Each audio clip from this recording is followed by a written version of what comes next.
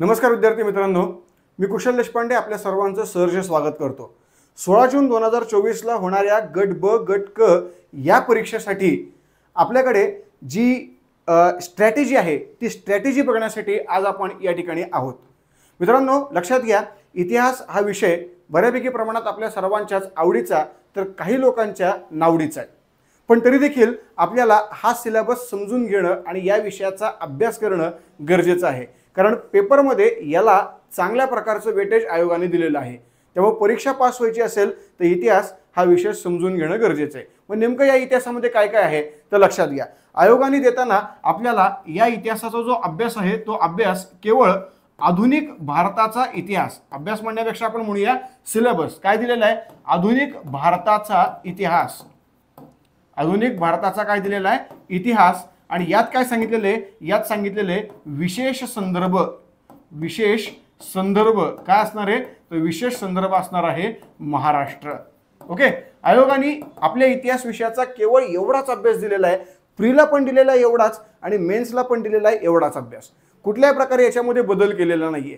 मग आता लक्षात घ्या मित्रांनो, मला म्हणजे असं वाटतं खरं तर की आयोग हे नक्कीच पुण्यातलं असावं, जेणेकरून कमीत कमी शब्दामध्ये खूप काही सांगण्याचा प्रयत्न याच्यामध्ये झालेला असावा। ठीक आहे, मग आता नेमकं खूप काही म्हणजे काय, आता आयोगाने सांगितलेले केवळ एक ओळ, मग एवढी एकच ओळ मी बघितली किंवा एखाद्या नवीन मुलांनी बघितली त्याला वाटणार अरे एवढा सोपा सिलेबस, तो मुलगा एकदम खुश होणार। पण नक्कीच लक्षात घ्या, त्याची जी काही खुशी आहे, त्याचा जो काही आनंद आहे तो खूप कमी वेळासाठी असणार आहे, कारण याच्यामध्ये इंट्रोड्यूस केलेल्या वेगवेगळ्या घटकांचा आज आपण संदर्भ पाहणार आहोत, जेणेकरून आपल्याला कळणार आहे की अरे नेमकं आधुनिक भारताचा इतिहास विशेष संदर्भ महाराष्ट्र म्हणजे काय, आयोगाला याच्यातनं काय अपेक्षित आहे, आयोगाने आतापर्यंत याच्यावरती कशा पद्धतीने प्रश्न विचारलेले आहेत, जेणेकरून कोणकोणते टॉपिक आपण कव्हर केले तर आपल्याला या परीक्षेमध्ये नक्कीच फायदा होईल आणि आपल्याला जे आपले मार्क आहेत परीक्षा पास होण्यासाठीचे ते मार्क आपल्याला मिळतील। तर लक्षात घ्या मित्रांनो, यासाठी आपण सुरुवात करूया याच्या ॲनालिसिसला किंवा याच्याबद्दल जी काही डिस्क्रिप्टिव्ह माहिती आहे त्या माहितीसाठी। तर लक्षात घ्या, आपल्याला जो संपूर्ण सिलेबस दिलेला आहे तो सिलेबस आहे आधुनिक भारताचा इतिहास, काय दिलेला आहे आधुनिक भारताचा इतिहास। मग आता हा जो काही आधुनिक भारताचा इतिहास आहे हा नेमका कधीपासून, आपल्या मुलांना जर विचारलं तर आपले मुलं काही 1857चा उठाव सांगतात, काही मुलं सांगतात की नाही मास्टर ती प्लासीची लढाई 1757 मग तिथपासून सुरू झाला, मग काही मुलं सांगतात की नाही मास्टर आपल्याकडे जे युरोपियन आले होते ना त्यांच्या आगमनापासून झाला। मग युरोपियन म्हणजे कोण, मग आपल्या लोकांच्या डोक्यामध्ये असतं काय तर ब्रिटिशच, म्हणजे ब्रिटिश आले त्यावेळेसपासून आपल्याकडे काय सुरू झाला तर आधुनिक भारताचा इतिहास। लोकांच्या प्रत्येकाच्या मनामध्ये, प्रत्येक विद्यार्थ्यांच्या मनामध्ये असे वेगवेगळ्या प्रकारचे काय असतात तर मतं असतात, पण लक्षात घ्या तुमच्यापेक्षा आयोगाच्या मनात काय मत आहे हे खूप गरजेची गोष्ट आहे, आयोगाला काय अपेक्षित आहे ही खूप गरजेची गोष्ट आहे। आणि आयोगाला काय अपेक्षित आहे तर लक्षात घ्या, आधुनिक भारताचा इतिहास जो आयोगाला अपेक्षित आहे तो इथं समजून घेऊया आपण, तो काय आहे, तो आहे युरोपियन सत्तांचे आगमन, युरोपियन सत्तांचे आगमन। ओके, आता युरोपियन सत्तांचे आगमनच का बरं, कारण आपला जो आधुनिक भारताचा इतिहास आहे की ज्याच्यावरती आपल्याला पेपरला प्रश्न असणार आहेत त्यामध्ये सर्व काही युरोपियन सत्ता आहेत, ज्याच्यामध्ये ब्रिटिश आहे, फ्रेंच आहे, पोर्तुगाल आहे, डच आहे। मग या युरोपियन सत्ता नेमक्या भारतामध्ये कधी आल्या, मग यामध्ये सगळ्यात पहिल्यांदा आलेला सत्ता कोणती, त्यांचा व्यक्ती कोणता तो समजून घेणं गरजेचं आहे। आणि यासाठीच लक्षात घ्या युरोपियन सत्तांचं आगमन, मग हे आगमन नेमकं सुरू कधी झालं तर ते सुरू झालं एका व्यक्तीच्या येण्यामुळे, तो व्यक्ती म्हणजे कोण तर वास्को द गामा। कोण व्यक्ती मित्रांनो तो वास्को द गामा, आणि हा व्यक्ती कधी आला होता भारतामध्ये 1498 ला, लक्षात घ्या। त्यामुळे भारतामध्ये आधुनिक भारताच्या इतिहासाला जी सुरुवात झाली ती या वास्को द गामाच्या आगमनामुळे, आणि म्हणजेच ती किती साली तर 1498 साली। मग लक्षात घ्या, भारताचा जो इतिहास आहे तो कधीपर्यंत आहे तो सुरू झाला 1498 ला, परंतु याचा जो शेवट झाला तो शेवट कधी झाला तो शेवट झाला पोर्तुगाल यांच्या जाण्यामुळे, पोर्तुगाल गेले। मग पोर्तुगाल नेमके गेले कधी तर पोर्तुगाल गेले भारतामधनं 1961 साली, किती साली गेले? 1961. आणि म्हणूनच आधुनिक भारताचा जो इतिहास आहे मित्रांनो, तो इतिहास किती वर्षांचा आहे? तर 1498 ते 1961, म्हणजेच किती वर्ष? तर 463 वर्ष. ओके, तर या 463 वर्षांचा इतिहास हा आपल्याला करायचा आहे, जो इतिहास असणार आहे आधुनिक भारताचा इतिहास. आणि तो इतिहास आपल्याला आपल्या आयोगाला अपेक्षित आहे. आणि जेणेकरून आपण जर तो अभ्यासला तर आपल्याला आयोग ज्या पद्धतीने प्रश्न विचारेल, ज्या वेगवेगळ्या प्रकारामध्ये प्रश्न विचारेल, त्या प्रकारचे प्रश्न हे सहज पद्धतीने जमतील. त्यामुळं गट ब गट क याच्या पूर्व आणि मुख्य परीक्षेसाठीचा जो सिलेबस आहे, तो सिलेबस इतिहास विषयाचा किती वर्षांचा आहे? तर तो 463 वर्षांचा आहे. आणि 463 वर्षांमध्ये नेमकी सुरुवात होते कधीपासून? तर वास्को द गामा याच्या आगमनापासून, म्हणजे 1498 पासून, आणि कधीपर्यंत? तर पोर्तुगाल गेले तिथपर्यंत, म्हणजेच 1961 पर्यंत. त्यामुळे आधुनिक भारताचा इतिहास किती वर्षांचा आपल्याला शिकायचा आहे? तर 463 वर्षांचा. आता 463 वर्षांचा अभ्यास शिकत असताना नेमकं याच्यामध्ये काय काय समजून घ्यायचंय तर लक्षात घ्या. आधुनिक भारताचा जो इतिहास आहे, या इतिहासाचे आपण पहिल्यांदा काही प्रकार बघूया, जेणेकरून त्याचं जर आपण प्रकार किंवा त्याचं जर आपण बायफर्गेशन केलं तर ते आपल्याला शिकायला आणि समजून घ्यायला सोपं जातं. त्यामुळे लक्षात घ्या, आधुनिक भारताचा इतिहास. आधुनिक भारताचा काय इतिहास कधीपासून कधीपर्यंत आहे? तर आधुनिक भारताचा इतिहास आहे 1498 पासून 1900 किती? तर 1961 पर्यंत. आता हा जो इतिहास आहे, या इतिहासाचे प्रकार किती प्रकार आहेत किंवा याचं बायफर्गेशन किती प्रमाणात केलं आपण? तर ते 3 प्रमाणात. लक्षात घ्या, पहिला जो आहे तो युद्ध कालखंड. युद्ध कालखंड. त्यानंतरचा कोणता आहे? त्यानंतरचा आहे तो प्रबोधन कालखंड. प्रबोधन कालखंड. त्यानंतरचा कोणता आहे? तर त्यानंतरचा आहे तो म्हणजे राष्ट्रीय चळवळींचा कालखंड. राष्ट्रीय चळवळींचा कालखंड. ओके, आता लक्षात घ्या, युद्ध कालखंड जो आहे तो 1498 ते 1858 पर्यंतचा आहे. प्रबोधन कालखंड हा 1858 पासून 1885 पर्यंत आहे. तर राष्ट्रीय चळवळींचा कालखंड 1885 ते 1961 पर्यंतचा आहे. लक्षात घ्या, आधुनिक भारताचा इतिहास जो आपल्याला शिकायचा आहे, त्या आधुनिक भारताच्या इतिहासामध्ये आपल्याला हे 3 कालखंड समजून घ्यायचे आहेत, जे 463 वर्षांना डिवाइड करतात. मग 463 वर्षांना डिवाइड करण्यासाठी पहिला कालखंड युद्ध कालखंड 1498 ते 1885, दुसरा कालखंड प्रबोधन कालखंड 58 ते 85, आणि राष्ट्रीय चळवळीचा कालखंड 85 ते 61. या पद्धतीने आपण पूर्णपणे याचं बायफर्गेशन करायचंय आणि त्यानुसार 1 बाय 1 एक एक टॉपिक आपण काय करायचं आहे? समजून घ्यायचं आहे. त्या टॉपिकमध्ये नेमके कोणकोणते घटक आहेत आणि ते कोणकोणते घटक आपण अभ्यासायचे. तर लक्षात घ्या, या पद्धतीने आपण बघणार आहोत पहिल्यांदा युद्ध कालखंड. ओके, सगळ्यात पहिला कालखंड कोणता? युद्ध कालखंड. आताच आपण बघितलं युद्ध कालखंड कधीपासून कधीपर्यंत होता? तर हा होता 1498 ते 1900 किती? 1498 ते किती? 1858. आता या कालखंडामध्ये आपल्याला एकूण 6 टॉपिक कव्हर करायचे आहेत. किती टॉपिक कव्हर करायचे आहेत? 6 टॉपिक. कोणते कोणते? तर लक्षात घ्या, युद्ध कालखंडामध्ये आपल्याला पहिल्यांदा पाहायचंय ते म्हणजे युरोपियन सत्तांचं आगमन. युरोपियन सत्तांचे आगमन.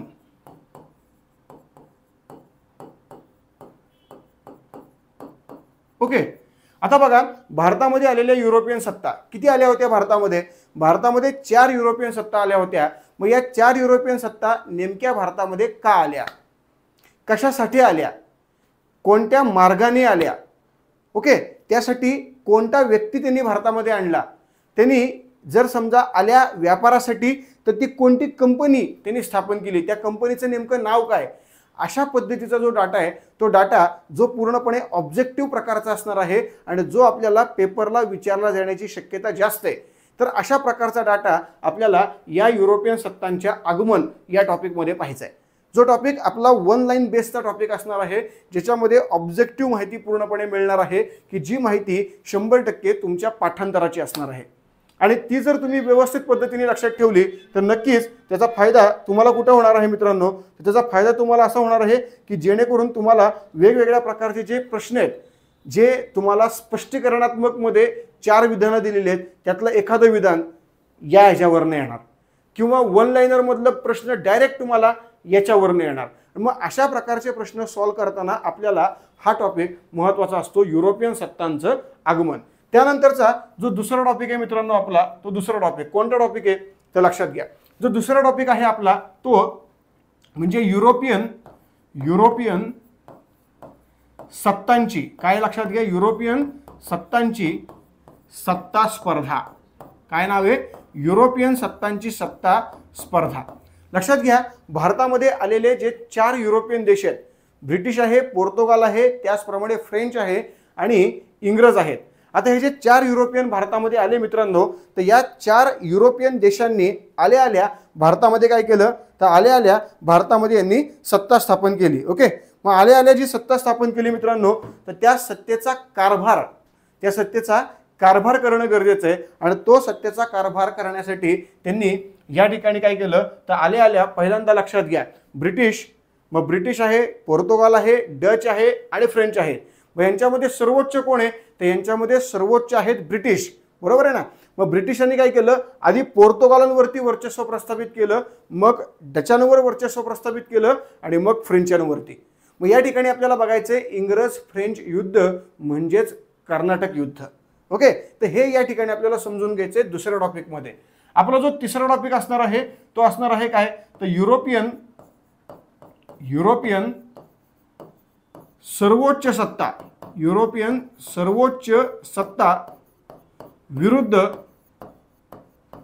विरुद्ध काय, विरुद्ध स्थानिक सत्ता.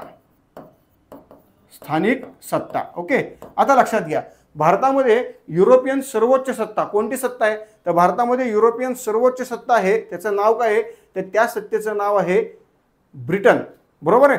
आता ही जी ब्रिटन आहे त्या ब्रिटिशांनी म्हणजेच इंग्रजांनी भारतामध्ये असणाऱ्या ज्या स्थानिक सत्ता आहे त्यांच्या विरोधामध्ये आता काय करायला सुरुवात केली तर हळूहळू सत्ता स्पर्धा करायला सुरुवात केली. मग या माध्यमातून जर आपण बघितलं तर युरोपियन सर्वोच्च सत्ता ब्रिटिश विरुद्ध भारतातल्या स्थानिक सत्ता. मग याच्यामध्ये स्थानिक सत्ता कोण कोण आहे भारतामध्ये तर भारतामध्ये आहेत मुघल, भारतामध्ये आहेत मराठे.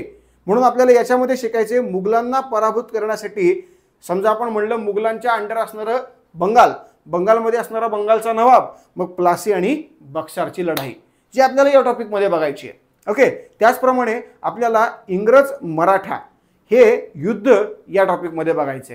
म्हणून लक्षात घ्या, वरच्या टॉपिकमध्ये म्हणजे दुसऱ्या टॉपिकमध्ये आपल्याला काय समजून घ्यायचंय तर या टॉपिकमध्ये आपल्याला इंग्रज फ्रेंच युद्ध म्हणजेच कर्नाटक युद्ध शिकायचं.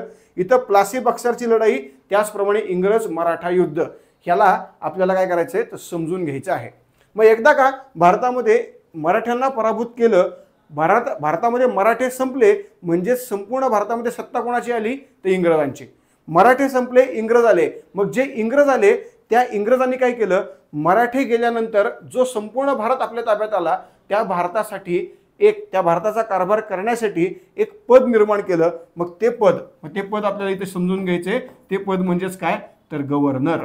ओके, मग या गव्हर्नर पदाचा अभ्यास, या गव्हर्नर पदावर बसणारे जे व्यक्ती आहेत त्या व्यक्तींचं कार्यकाल, त्या व्यक्तींचं काम, या सर्व गोष्टी इन डिटेलमध्ये आपल्याला बघायच्यात. ओके, आता लक्षात घ्या, ज्या पद्धतीने भारताचा सध्याचा प्रमुख म्हणजे राष्ट्रपती भारताचा कारभार करतो, पण कशाला प्रमाण मानून कारभार करतो तर हा राष्ट्रपती भारताचा कारभार करताना प्रमाण मानतो राज्यघटनेला.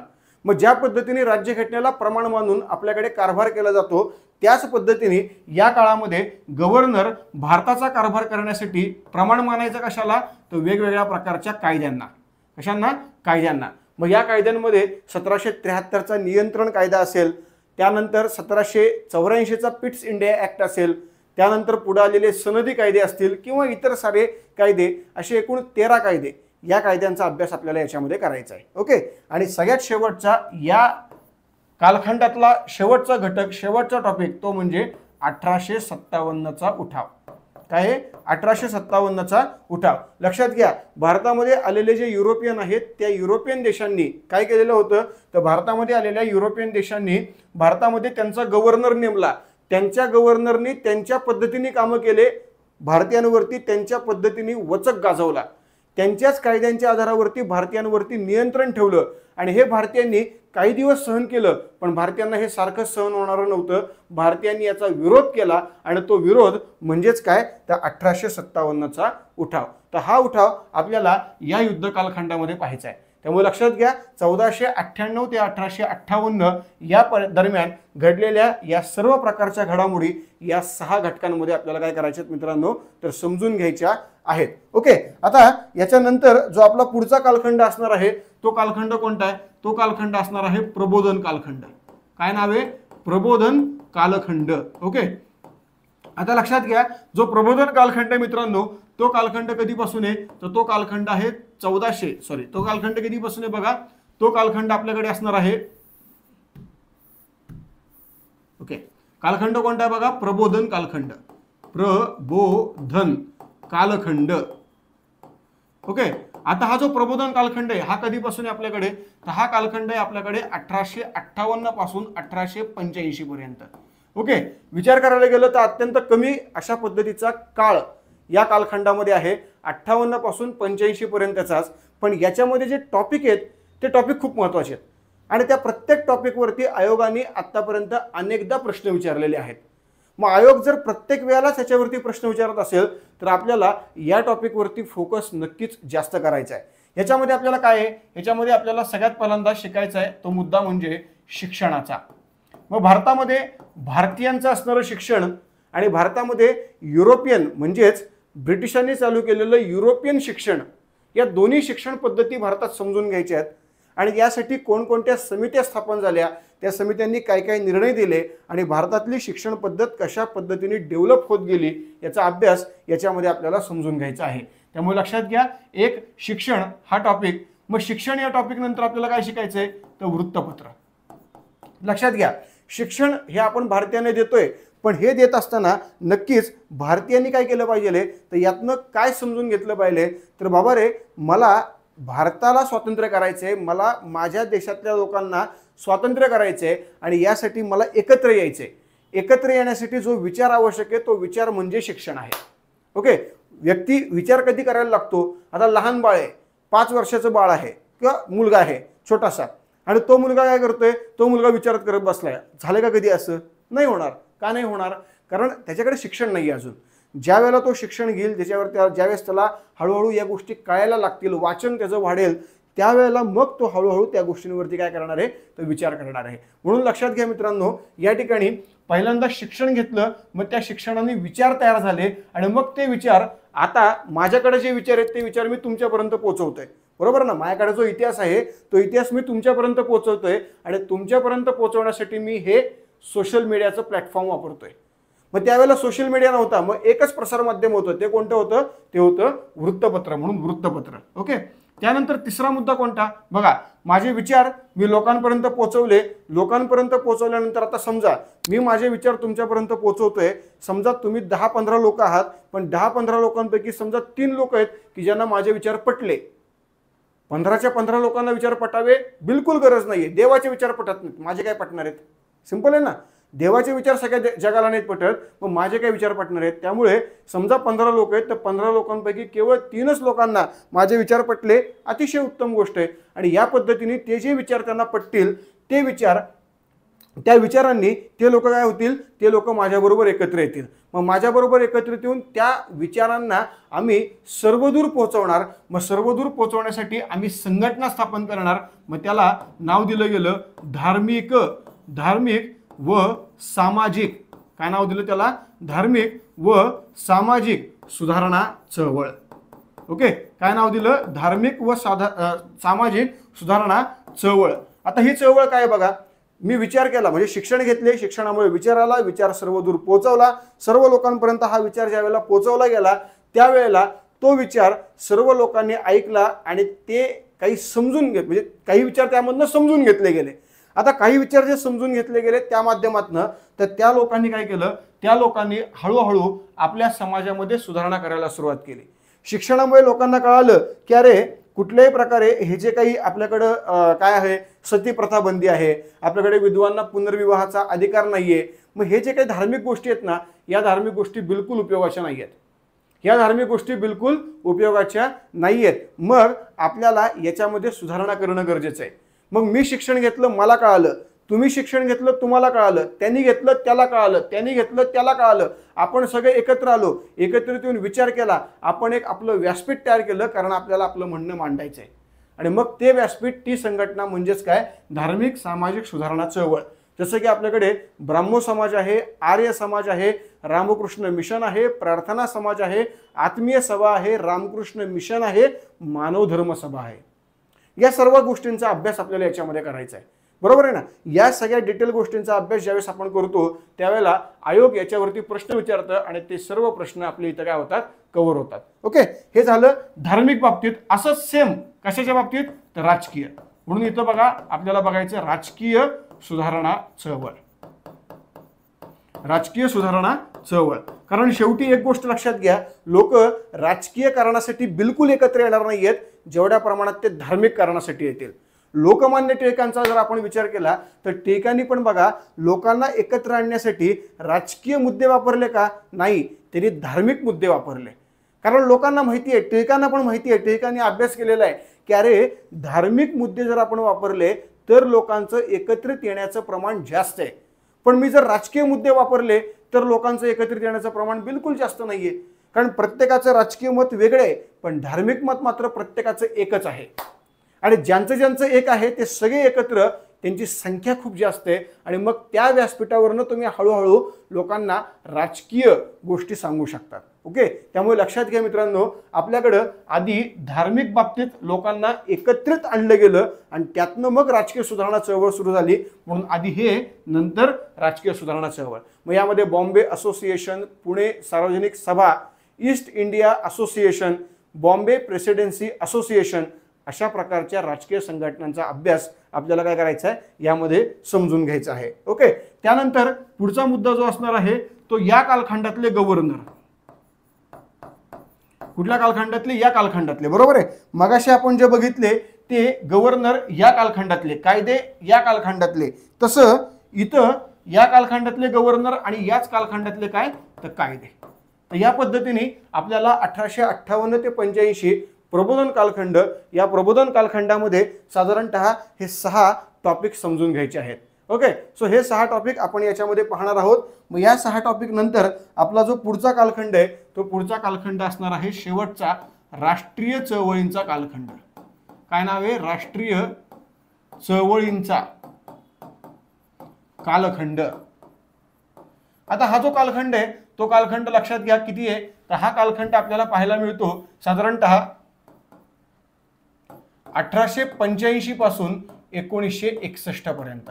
ओके, आता या कालखंडामध्ये काय काय आहे तर बघा, या कालखंडामध्ये सगळ्यात पहिला जो मुद्दा आहे आपला, लक्षात घ्या, या ठिकाणी आपण काय बघितलं, राजकीय सुधारणा चळवळ. मग या राजकीय सुधारणा चळवळीमध्ये बॉम्बे असोसिएशन, पुणे सार्वजनिक सभा, east India association, Bombay presidency association अशा अनेक राजकीय संघटना तयार झाल्या. आणि या सगळ्या राजकीय संघटनांपासून तयार झालेली आणि संपूर्ण भारतामध्ये असणारी संघटना, मग ती संघटना इथं शिकायची. त्या संघटनेचं नाव काय, तर त्या संघटनेचं नाव राष्ट्रीय सभा म्हणजेच काँग्रेस. मग इथं आपल्याला समजून घ्यायचे काँग्रेस. मग काय, तर काँग्रेसचे महत्वाचे अधिवेशन काय असणार, महत्वाचे अधिवेशन व काँग्रेसचे कालखंड. ओके, काय असणार आहे, काँग्रेसचे कालखंड.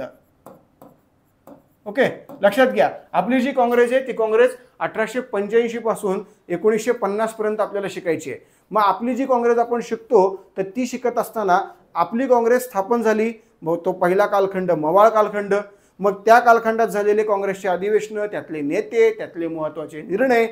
मग दुसरा कालखंड जहाल कालखंड, पुन्हा त्याच गोष्टी, पुन्हा गांधी कालखंड, पुन्हा त्याच गोष्टी. अशा पद्धतीने काँग्रेसची स्थापना, त्याचे महत्त्वाचे अधिवेशन आणि त्याचे महत्त्वाचे 3 कालखंड हे आपल्याला या टॉपिकमध्ये समजून घ्यायचे.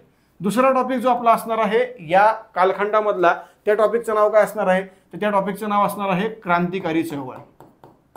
काय लक्षात घ्या, क्रांतिकारी चळवळ.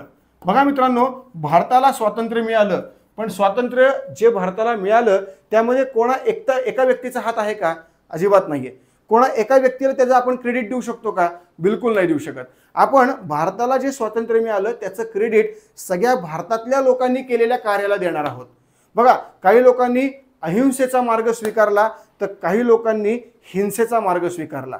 बघा, स्वातंत्र्य मिळवायचे तर क्रांती घडवायची आहे, आणि जर क्रांती घडवायची आहे तर क्रांती रक्त सांडल्याशिवाय घडत नसती, हे लक्षात घ्या. क्रांती घडण्यासाठी रक्त सांडलंच पाहिजे, आणि सांडलं पाहिजे कुणाचं? आपलं का दुसऱ्याचं? तर दुसऱ्याचं रक्त सांडलं पाहिजे, हे लक्षात घ्या. आपलं सांडणारच आहे, पण दुसऱ्याचं सांडलं पाहिजे, दुसऱ्याचं जास्तीत जास्त सांडलं पाहिजे. त्यातनं दुसऱ्याच्या मनात आपल्याविषयी एक भीती तयार होते, आणि त्यातनं तो व्यक्ती आपल्याला लवकरात लवकर आपले अधिकार देऊन टाकतो. बघा, प्रत्येकाची मतं आहेत, आणि ती मतं वेगवेगळी आहेत, आणि ती मतं त्या त्या ठिकाणी योग्य आहेत, हे लक्षात घ्या. मग त्या त्या ठिकाणी ती जी मतं योग्य आहेत ना, ती मतं आपल्याला समजून घेणं गरजेचं आहे. आणि यासाठी आपल्याला पहिल्यांदा काँग्रेसचे कालखंड, ज्याच्यात गांधी कालखंड पाहायचा आहे, आणि इथे क्रांतिकारी चळवळ. कारण क्रांतिकारकांनी पण तेवढ्या मोठ्या प्रमाणात कामं केली, भारतामध्ये केली, भारताच्या बाहेर केली, आणि यामुळे खऱ्या अर्थाने भारताला स्वातंत्र्य मिळालं.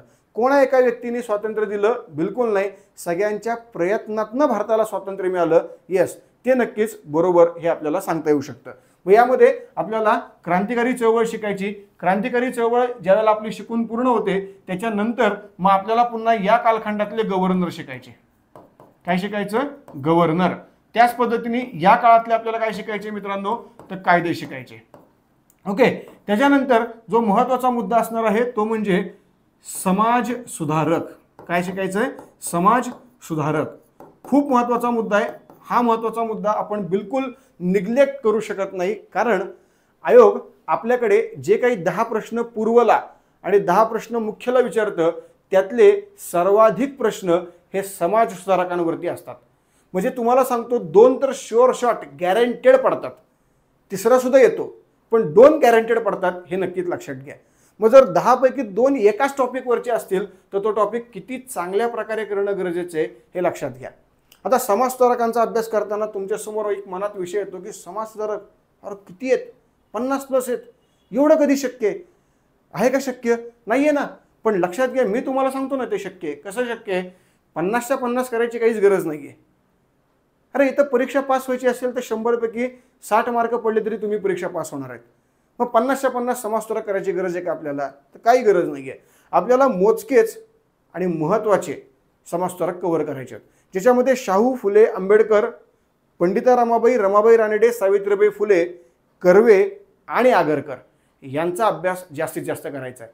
बरं, या लोकांचा अभ्यास करताना या लोकांच्या निगडीत असणारी इतर लोक त्यांचाही अभ्यास आपल्याला करायचा आहे. जेणेकरून काय होतं, अशा लोकांचा आपण अभ्यास केला तर आपल्याला जे काही प्रश्न विचारले जातात ते प्रश्न कमीत कमी लोकांचा अभ्यास करून बरोबर येतात. यासाठी हे ठराविक लोक आणि हे ठराविक गोष्टी लक्षात घ्या. म्हणजे समाज सुधारकांचे जे मार्क आहेत, जे तुमच्या हातचे मार्क आहेत, ते मार्क तुम्हाला 100% त्या ठिकाणी मिळणार आहेत. त्यानंतर जो 6वा मुद्दा आहे आपल्याकडचा, तो मुद्दा कोणता? तर संयुक्त महाराष्ट्र चळवळ. कोणता मुद्दा आहे? संयुक्त महाराष्ट्र चळवळ. तर लक्षात घ्या, संयुक्त महाराष्ट्र चळवळ हा जो महत्त्वाचा किंवा महत्त्वपूर्ण असा मुद्दा आहे आपल्याकडचा. तर याच्यामध्ये आपल्याला काय समजून घ्यायचं आहे? याच्यामध्ये आपल्याला संयुक्त महाराष्ट्र चळवळ जी आहे ती चळवळ, मग भारतामध्ये असणारी भाषावार प्रांतरचना, मग या प्रांतरचनेची मागणी, मग याची नेमकी सुरुवात कोणी केली, मग यामध्ये स्वातंत्र्यानंतर कशा पद्धतीने वेगवेगळ्या समित्या स्थापन झाल्या, त्या समित्यांनी कशा पद्धतीचे निर्णय घेतले, या सर्वांचा एकत्रित अभ्यास आपल्याला कव्हर करायचा आहे. आणि तो सगळा जर अभ्यास आपण कव्हर केला तर नक्कीच आपल्याला राष्ट्रीय चळवळींच्या कालखंडामधला हा जो टॉपिक आहे तो टॉपिक कव्हर करता येतो. क्लिअर आहे? त्यानुसार बघा, आपल्याकडे साधारणतः 3 कालखंड आणि 3ही कालखंडामध्ये प्रत्येकी 6 किती? 6. म्हणजे बघा, आपल्याकडे एकूण कालखंड किती? तर एकूण जे काही अभ्यासाचा कालखंड आहे, म्हणजे किंवा आपण असं म्हणूया एकूण साल किती आहे? तर 463 वर्ष. बरोबर आहे? एकूण साल किती आहे? 463 वर्ष. त्यानंतर एकूण जे कालखंड आहेत ते कालखंड किती आहेत आपले? तर ते कालखंड आहेत 3. आणि एकूण जे टॉपिक आहेत किंवा घटक आहेत, एकूण घटक किंवा काय किंवा टॉपिक, हे टॉपिक किती आहेत तर प्रत्येक कालखंडामध्ये 6 असे साहित्रिक किती तर साहित्रिक 18. अशा पद्धतीने 18 टॉपिक, 3 कालखंड आणि 463 वर्ष. हा जो इतिहास आहे हा इतिहास आपल्याला याच्यामध्ये बघायचा आहे. त्याचं नाव आहे आधुनिक भारताचा इतिहास. काय नाव आहे? आधुनिक भारताचा इतिहास. ओके. आता मित्रांनो लक्षात घ्या, हा जो इतिहास आहे हा इतिहास तुम्हाला पूर्व आणि मुख्य परीक्षेला असणार आहे. ओके. पूर्व आणि काय तर पूर्व परीक्षा त्याचप्रमाणे मुख्य परीक्षा या दोन्ही परीक्षांना तुम्हाला असणार आहे. फक्त इथे एकच मुद्दा आहे की पूर्वला 10 प्रश्न आहेत आणि मार्क देखील किती आहेत तर 10च आहेत. त्यामुळे प्रश्न 10 आणि मार्क किती तर 10. आणि मुख्याला काय आहे? मुख्याला प्रश्न 10 पण मार्क किती आहेत? मार्क आहेत 20. तर या पद्धतीने आपल्याला आपला आयोग प्रश्न विचारत असतो. म्हणून लक्षात घ्या, आपल्याला एकूण 463 वर्षांचा इतिहास, 3 कालखंडांचा इतिहास आणि 18 टॉपिकचा इतिहास हा साधारणपणे आधुनिक भारताचा इतिहास या नावाने ओळखला जातो. तो पूर्व परीक्षेसाठी 10 प्रश्न 10 मार्क आणि मुख्य परीक्षेसाठी 10 प्रश्न 20 मार्क यासाठी काय करायचं आहे तर यासाठी आपल्याला तयार करायचं आहे. आता हा तयार करत असताना आपलं जे फोकस आहे ते फोकस कशावर असलं पाहिजे तर लक्षात घ्या. मी आता तुम्हाला इथं ज्या पद्धतीने सांगितलं युद्ध कालखंड, ह्याचा जो काही कार्यकाल आहे तो कार्यकाल खूप मोठा आहे, एरिया खूप मोठा आहे, सालातलं अंतर खूप मोठं आहे आणि त्यामुळे लक्षात घ्या इथला जर काळ मोठा आहे आणि इथले प्रश्नांची संख्या किती आहे तर लक्षात घ्या प्रश्न संख्या, इथं जी प्रश्न संख्या आहे मित्रांनो ती केवळ 1 ते 2 आहे. किती आहे? 1 ते 2.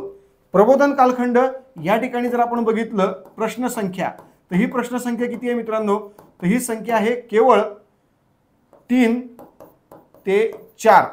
आणि राष्ट्रीय चळवळींचा कालखंड याच्यातली जर आपण प्रश्न संख्या बघितली तर ती प्रश्न संख्या किती आहे तर ती आहे 4 ते 5. ओके. या पद्धतीने आपल्याकडं 4 ते 5, 3 ते 4 आणि 1 ते 2 अशा प्रकारे 3 कालखंडांवरती 3 वेगवेगळ्या कॅटेगरीमध्ये प्रश्न आहेत. आता लक्षात घ्या इथं प्रश्नांची संख्या नक्कीच कमी आहे आणि त्यामुळे याच्यावरती जो आपला फोकस आहे तो फोकस कसा असला पाहिजे तर तो फोकस कमी असला पाहिजे. ओके. फोकस कसा असला पाहिजे? कमी असावा. म्हणजे अभ्यास करायचा का नाही करायचा तर अभ्यास 100% करायचा, पण अभ्यास करत असताना त्याच्यावरती कॉन्सन्ट्रेशन, त्याच्यावरती फोकस, त्याला वेळ देण्यासाठी वेळ कमी, या गोष्टी लक्षात घ्या. ओके. त्यानंतर प्रबोधन कालखंड, इथं मात्र जो आपला फोकस आहे तो फोकस जास्त असला पाहिजे. फोकस जास्त असावा. का जास्त असावा?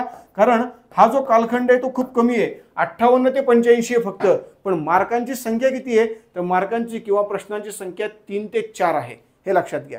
मग 3 ते 4 प्रश्न जर मला एवढ्या छोट्या कालखंडातून मिळत असतील तर नक्कीच माझा फोकस सगळ्यात जास्त कुठे असला पाहिजे तर या कालखंडामध्ये असला पाहिजे. सेम याच पद्धतीने 85 ते 61 आणि प्रश्नांची संख्या किती आहे 4 ते 5. त्यामुळे इथं देखील फोकस कसा पाहिजे आपला तर जास्त पाहिजे. ओके. फोकस जास्त असावा. तर लक्षात घ्या हे काय आहे मित्रांनो तर हे आहे ॲनालिसिस, ही आहे स्ट्रॅटेजी. अभ्यास करताना नेमका मी कसा अभ्यास करावा, जर मी तो या पद्धतीने अभ्यास केला तर नक्कीच त्याचा फायदा मला 100% आहे. हे लक्षात घ्या. आणि याच्या आधारावर जर अभ्यास केला ना मित्रांनो तर तुमचं काम एकदम परफेक्ट होणार आहे. काही वेगळं करण्याची गरज नाही आहे तुम्हाला. तुम्ही या पद्धतीने या गोष्टी समजून घ्या जेणेकरून तुमचा अभ्यास व्यवस्थित क्लिअर होऊन जाईल आणि तुम्हाला कुठल्याही प्रकारे परीक्षेमध्ये त्रास होणार नाही. 10 पैकी साधारण 8 मार्कांची गॅरंटी तुम्हाला याच्यातनं मी नक्कीच देऊ शकतो. मी आता असं म्हणणार नाही की व्हिडिओ सेव्ह करा, क्लिक करा, क्लिक शॉट करा, काय ते स्क्रीनशॉट काढा, हे करा ते करा. मित्रांनो अजिबात काही नाही. 100% सांगतो मी तुम्हाला. तुमचा पेपर झाल्यानंतर तुम्ही पुन्हा हा व्हिडिओ बघा, यामधनं तुम्हाला कळेल की बाबा रे हे जे आहे ते एकदम बरोबर आहे. एवढंच करा. 10 पैकी 8 मार्क हे टार्गेटेड स्कोर आहे आणि तो तुम्हाला मिळवायचा असेल तर केवळ ह्या गोष्टी फोकस करा. बस. आपल्याला बाकी करण्याची काहीच गरज नाही आहे. हे टॉपिक आहेत या टॉपिकनुसार. मग आता बघा युद्ध कालखंड, आपला फोकस कशावरती पाहिजे? आपला फोकस पाहिजे या 3 टॉपिकवरती. ओके. या कालखंडामध्ये म्हणजे याचा अर्थ हे 3 कालखंड करायचे का नाही किंवा 3 घटक करायचे का नाही? करायचे. पण ज्या वेळेला तुमच्या हातात वेळ कमी आहे, रिव्हिजन करायची आहे, त्यावेळेला तुमचा फोकस हा या टॉपिकवरती सगळ्यात जास्त असला पाहिजे, हे लक्षात घ्या. त्यानंतर प्रबोधन कालखंड, याच्यामध्ये मात्र तुम्हाला या सगळ्याच टॉपिकवरती फोकस करायचा आहे, कारण या सगळ्याच टॉपिकवरती प्रश्न पेपरला असतात. म्हणजे आपण जर बघितलं तर या 2 टॉपिकपैकी एक प्रश्न फिक्स असतो आणि याही 2 टॉपिकपैकी एक प्रश्न फिक्स असतो. आणि गव्हर्नर जनरल आणि कायदे तर ते कुठल्याही घटकातले विचारणार आहेत तुम्हाला, म्हणजे युद्ध कालखंडातले गव्हर्नर जनरल कायदे विचारतील किंवा इथले विचारतील किंवा पुढचे विचारतील, असणार प्रश्न. त्यामुळे लक्षात घ्या, तुम्हाला प्रबोधन कालखंड एकदम व्यवस्थित सगळ्याच्या सगळं काय करायचं आहे तर कव्हर करायचं आहे. सेम त्याच पद्धतीने इथं देखील तुम्हाला काय करायचं आहे तर पूर्णपणे हा जो भाग आहे तो भाग तुम्हाला कव्हर करायचा आहे, जेणेकरून तुम्हाला तुमच्या आयोगाच्या पेपरला पूर्वला आणि मुख्याला अपेक्षित जे प्रश्न आहेत ते प्रश्न येतील आणि त्याचे मार्क तुम्हाला मिळतील. ओके, सो या पद्धतीने लक्षात घ्या, या पद्धतीने आपलं हे नियोजन असणार आहे आपल्या या कंबाईन परीक्षेचं, कंबाईन गट ब गट क या परीक्षेचं. आता मित्रांनो, या सगळ्या गोष्टी करताना तुम्हाला कुठले पुस्तकं लागतात तर लक्षात घ्या. पुस्तकं किंवा यालाच आपण काय म्हणू शकतो तर यालाच आपण म्हणू शकतो अभ्यास साहित्य. काय म्हणू शकतो आपण याला? अभ्यास साहित्य.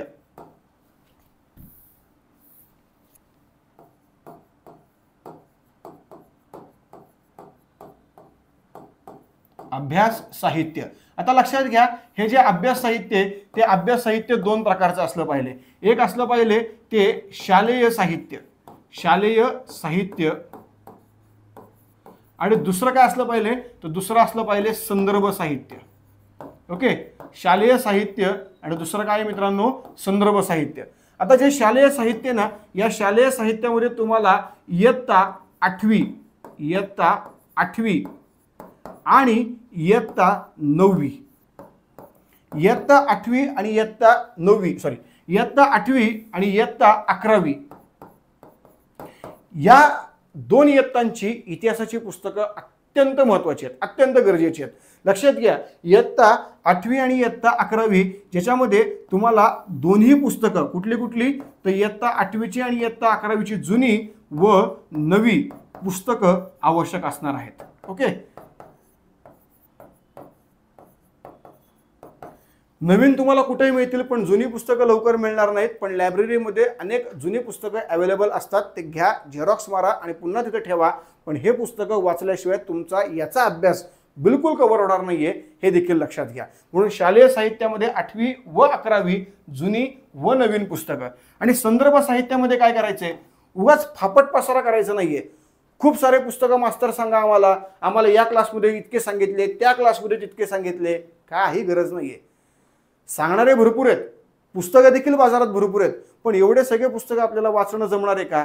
शक्य आहे का आपल्याला? ते बिलकुल नाहीये. मग अशा वेळेला आपल्याला एकच काम करायचंय. काय काम करायचंय तर आपल्याला जास्तीत जास्त प्रमाणात असे पुस्तकं वापरायचे आहेत की जे पुस्तकं परीक्षेत मार्क देणारे आहेत. मग याच्यामध्ये कुठलं पुस्तक आहे? याच्यामध्ये एक अत्यंत महत्त्वाचं पुस्तक आहे, ते पुस्तक म्हणजे समाधान महाजन. काय नाव आहे? समाधान महाजन. समाधान महाजन हे पुस्तक आपल्याला 100% घ्यायचे, ज्याच्यामध्ये आधुनिक भारताचा पण इतिहास आहे आणि महाराष्ट्राचा पण इतिहास आहे. त्यामुळे हे पुस्तक कंपल्सरी घ्या, याच्यात कुठल्याच प्रकारची एक्सक्यूज नाही. दुसरं जे पुस्तक आहे ते पुस्तक आहे महाराष्ट्रासाठीचं गाठाळ, गाठाळ. ओके, आणि तिसरं जे पुस्तक आहे ते पुन्हा एकदा गाठाळ. ओके, हे आहे महाराष्ट्रासाठी किंवा महाराष्ट्राचा इतिहास, महाराष्ट्राचा इतिहास. आणि हे जे आहे ते आहे समाज सुधारक. ओके, आता तुम्ही म्हणाल नाही सर मग ते समाज सुधारकासाठी मी ज्ञानदीप वापरतोय, नाही सर मग ते समाज सुधारकासाठी मी अजून युनिकचं एक वेगळं वापरतोय. कुठलंही वापरा, मला काहीच प्रॉब्लेम नाहीये. पण लक्षात घ्या, समाज सुधारकांसाठी एक कुठलं तरी पुस्तक घ्या. गाठाळ घेतलं विशेष गोष्ट आहे. महाराष्ट्राच्या इतिहासासाठी एक पुस्तक घ्या. गाठाळ घेतलं विशेष गोष्ट आहे. पण समाधान महाजन मात्र घ्या म्हणजे घ्या च ते खूप गरजेचं पुस्तक आहे. कारण मित्रांनो त्याच्यावरती इतकं जबरदस्त प्रश्न आलेले आहेत आणि मुळात त्यामध्ये सर्व प्रकारच्या गोष्टी कव्हर केलेल्या आहेत, सर्व प्रकारचे टॉपिक त्यात कव्हर केलेले आहेत. असा कुठलाच टॉपिक राहत नाही की जो टॉपिक मला या पुस्तकातनं मिळत नाही, त्यासाठी वेगळं काहीतरी करावं लागेल. काहीच गरजेचं नाहीये. म्हणून लक्षात घ्या, तुम्हाला या संदर्भ साहित्याचा आणि या शालेय साहित्याचा अभ्यास करायचा आहे. जर याचा तुम्ही अभ्यास केला व्यवस्थित पद्धतीने तर तुम्हाला 2024ला पोस्ट मिळणार. लक्षात घ्या, 100% मिळणार. नवीन वर्ष आहे, नवीन वर्षाचा पहिला दिवस आहे, मी बिलकुल खोटं बोलणार नाही. तुम्हाला पोस्ट मिळणार, पण तुम्ही ही स्ट्रॅटेजी नक्की फॉलो करा, म्हणजे तुम्हाला याचा फायदा 100% झालेला असेल. ओके मित्रांनो, सो या पद्धतीने अभ्यास करा आणि बाकी जर काही वाटलं तर नक्कीच कॉन्टॅक्ट करा. या माध्यमातून तुम्हाला नक्कीच अजून चांगल्या प्रकारचं मार्गदर्शन हे यातनं उपलब्ध झालेलं असेल. सो मित्रांनो, पुन्हा भेटूया नवीन व्हिडिओ सकट. तत्पूर्वी धन्यवाद. जय हिंद, जय भारत.